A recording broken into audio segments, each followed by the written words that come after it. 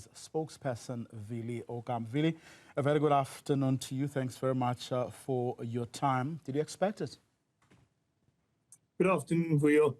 Vuyo, yeah, I think everybody got very relaxed after 300 days gone by, and we did not have any load shedding. And unfortunately, now we have all been surprised by this announcement. Very interesting, again, that it comes a day after NERSA did not give Eskom what they wanted. So, yeah, we are all surprised. Do you think it has to do with that? Well, I cannot say that it's got to do with that, but unfortunately, it's been a pattern over many years that it happened shortly after Eskom every time did not get what they want. I mean, they asked for 40%.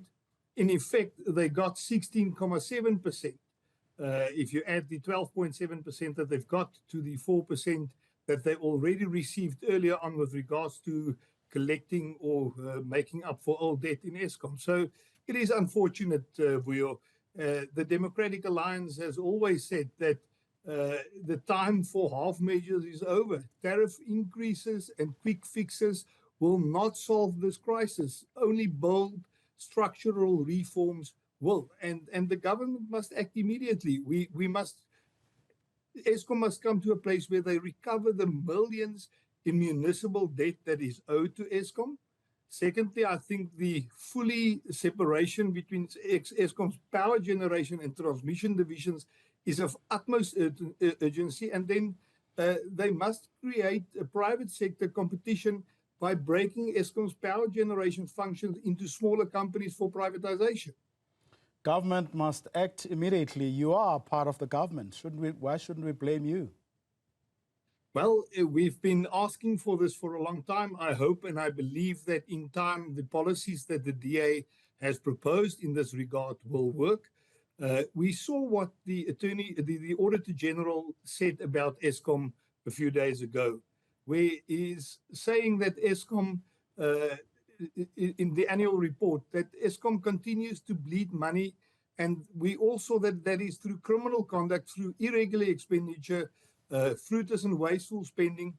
And rather than addressing these foundational problems, Eskom is seeking to burden the public with even higher prices. So I really think that it is high time that the proposals that the Democratic Alliance put on the table many years ago with regards to Eskom are now implemented, because what they are currently doing is not working. Well, the people you've deployed to government were part of a cabinet lekgotla that ended yesterday. Day before, they were part of a cabinet meeting, both of which were intended to feed into the President's State of the Nation address. Did you raise these issues? Have you been raising these issues over the past year that you've been part of the government arrangement, or did you simply not prevail? Well, I'm not a member of cabinet, so I was not there, but I can confirm that over the last 8 months since the Democratic Alliance has been part of this government of national unity, we have continuously pushed for these items. We know that Eskom needs recovery. The mere fact that we did not have load shedding for 300 days did not mean that Eskom's problems all of a sudden came to an end. And we are firmly of the opinion that the only way in which Eskom will be able to get out of this big hole that they are in is if those issues that we have stated are implemented. And those issues have been discussed. We've got, from the Democratic Alliance side, the Deputy Minister of Energy, Samantha Gray-Maree, which is there, and on a daily basis are working extremely hard to assist in the turnaround strategy for Eskom and implementing what we know is required to save Eskom. But, I mean, you stand by the people now. Your statement says this is a blow to South Africans who have endured years of promises. But you went in to change that. The question then, I'm sure a lot of people, or some people at least, will be asking you going forward beyond this point,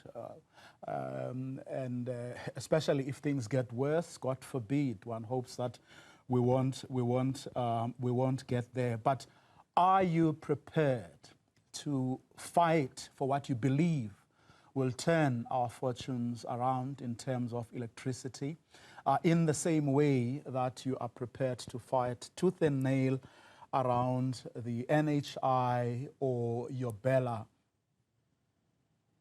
Will absolutely. The DA will take these proposals to the presidency through Operation Vulindlela. And we must realize, Vuyo, that as hard as we fight for other issues, all of the issues will be hampered if we can't sort out Eskom. Eskom has got an effect on everything, on the economy, on the inflation. I mean, they've got the 16.7% increase. It's 3 times higher than the inflation rate. It will have an effect, a knock-on effect on everything. This is one of the most important things that we must get right if we want to grow the economy and create jobs. Those are the 2 issues that the Democratic Alliance made clear from day one are the most important issues for us to save this country, is create jobs and grow the economy. And unfortunately, having load shedding and having these high increases in the tariffs that Eskom charge is definitely not contributing to that. So the Democratic Alliance, I can assure you, will work tooth and nail, day and night, to fight this, and not only fight this, but also to correct this for the long term. Now that I have you, let me take this opportunity to ask about something else that's not related to this. The meeting that was supposed to take place between your leader, John Steenhuisen, and the leader of the ANC, Cyril Ramaphosa, which was postponed because on the day the president had to deal with the urgent matter of the DRC. Has that, when is that meeting scheduled for now? And is it being treated as urgently as we were told it would be? Well, it is unfortunate that we could not speak to the president on the specific day. John Steenhuisen, our party leader, did, however, speak to the president. They had lunch one afternoon just after the cabinet Lekgotla.